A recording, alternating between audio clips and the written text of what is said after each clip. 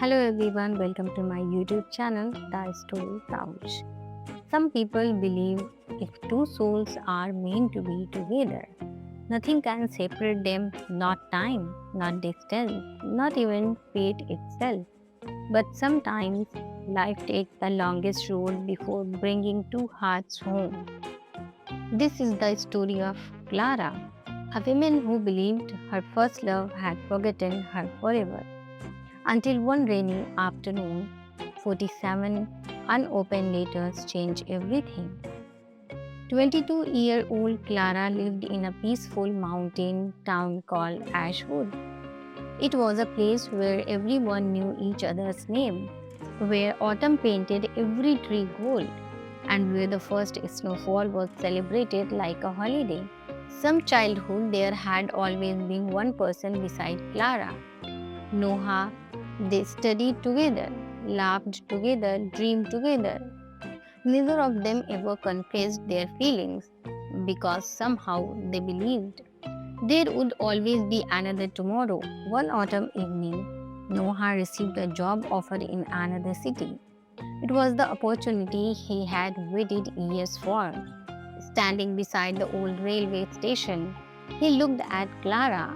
"I'll be back before the first snow." She smiled. "I'll wait." The train slowly disappeared into the distance. Clara watched until she could not see it anymore. She had no idea that goodbye would last far longer than either of them imagined. The first letter came only 6 days later. "Dear Clara, the city is louder than I imagined, but every morning I still think about our little town. Wait for me, I'll be home before winter." Clara never received it.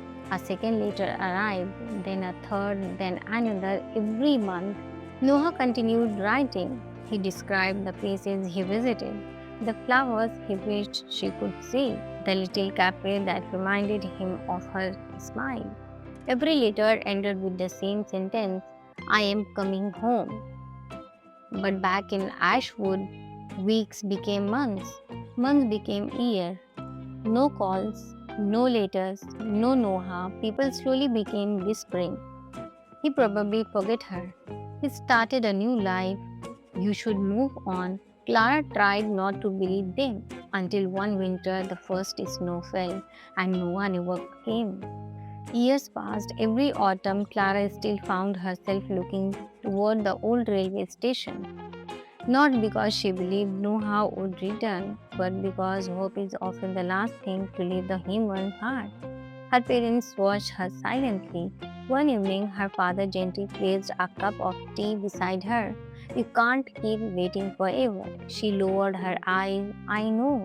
Months later, a young architect named Daniel arrived in Ashwood to restore the town's old church. He was not loud. He was not charming in the way Noah had been. He was simply kind. Whenever Clara visited the bakery, Daniel was already there helping an elderly customer carry groceries. Whenever heavy snow blocked someone's driveway, Daniel was the first person with a shovel. He never tried to impress Clara. He simply treated everyone with a quiet respect.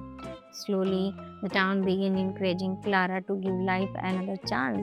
At first, "I don't think my heart has room anymore," but life has a strange way of softening even the deepest pain. Months turned into another year. One afternoon, Daniel handed Clara a small wooden music box. "I made it myself. If it makes you smile even once, it was worth it." For the first time in years, she smiled without forcing herself, not because she had forgotten Noah, but because she had remembered how to smile again. Spring arrived, the mountains turned green once more. One quiet evening, Daniel invited Clara for a walk beside the lake. There were no flowers, no expensive gift, no dramatic speech, only silence and the sound of birds returning after winter. After several minutes, Daniel finally spoke. "I know there was someone before me." Clara looked at him in surprise. "I have always known." He smiled gently. You don't have to erase your past to build a future. Tears quietly filled Clara's eyes. No one had ever said something so gentle. Several months later, they were married in the little stone church Daniel had helped restore. It was a simple ceremony. It was a simple ceremony. The entire town attended. Everyone smiled. Everyone believed Clara had finally found peace. And in many ways, she had. Daniel never tried to replace Noah. He never asked questions. He never demanded comparison. He simply loved Clara. Patiently, quietly, completely, but life does not always follow the plans we make. One rainy evening, Daniel was driving home after helping repair a bridge outside town. A truck lost control on the wet mountain road. The accident was sudden. Daniel never made it home. The little town of Ashwood stood still. Once again, Clara found herself saying goodbye to someone she never expected to lose. Standing alone beside Daniel's grave, she whispered through tears, I don't know why fate keeps asking me to let go of the people I love. The wind carried her words into the silent mountains. She believed that chapter of her life had ended forever. She had no idea that fate had one final surprise waiting for her. 7 years passed, Ashwood slowly changed, old buildings disappeared, new cafes opened, but one place remained untouched, the abandoned post office. One rainy afternoon, workers began clearing the building before demolition. Inside, behind a collapsed wooden shelf, they found an old iron mailbox covered in dust. It was locked. The key had been missing for decades. When they finally forced it open, hundreds of old letters spilled into the floor. Most had faded beyond recognition, but one bundle, carefully tied together with blue ribbon, caught everyone's attention. Every envelope carried the same name, Clara Ashford. 47 letters, never opened, never delivered. The town librarian immediately recognized her name. Within an hour, someone knocked on Clara's door. She looked at the stack of envelopes in disbelief. My name? The librarian nodded. They have been waiting for you. Clara's hands trembled. The first envelope was dated 20 years earlier, the day after Noah left Ashwood. That night, Clara sat beside the fireplace outside. The snow quietly covered the mountains. One by one, she opened every letter. The first simply said, I miss you already. The second, the city is beautiful, but it is not home without you. Months later, the letter became longer. He described every birthday, every Christmas, every first snowfall, spent thinking about her. One letter still carried a dried autumn leaf. Another contained a tiny sketch of the railway station where they had said goodbye. Every single letter ended with the same sentence, I'm coming home. Clara could not stop crying. For 20 years, she believed Noah had forgotten her, but the truth was far more heartbreaking. He had never stopped writing. Near the bottom of the stack, she found the final envelope. Its paper had yellowed with age. Her hands shook as she opened it. Inside, only a few lines were written. If these letters ever find you, then fate finally showed us mercy. If you have found happiness, please don't carry regret. Loving you was never something I lost. It was the greatest gift of my life. There was no anger, no blame, only love. For the first time, Clara understood sometimes people don't stop loving each other. Life simply separates them. The following morning, Clara walked to the old railway station. She carried all 47 letters in a small wooden box. Snow drifted gently through the quiet platform. She sat on the same bench where she had once promised to wait. Hours passed just before sunset. She stood to leave.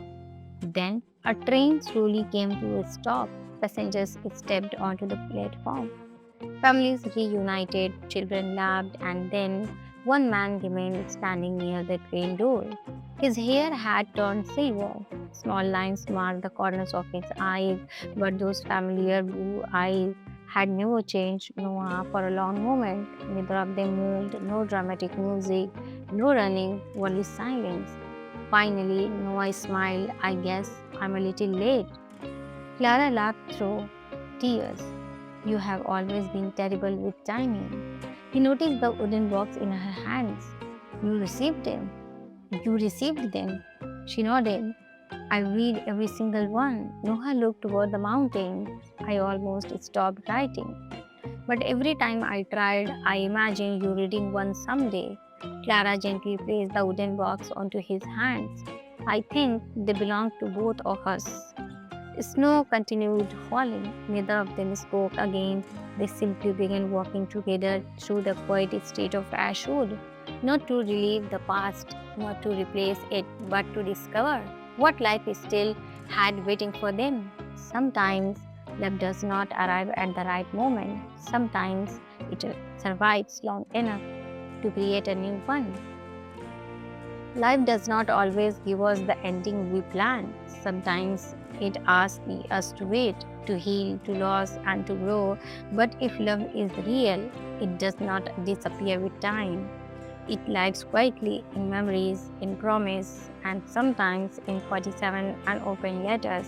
If this story touched your heart, please like, subscribe, and share it with someone who still believes that some connections are simply meant to find their way back. Until our next story, take care of your heart because hope has a way of arriving even when it seems impossibly late. Thanks for watching. Bye bye. Take care. Bye. Take care. Bye. Take care. Bye. Take care. Bye. Take care. Bye. Take care. Bye. Take care.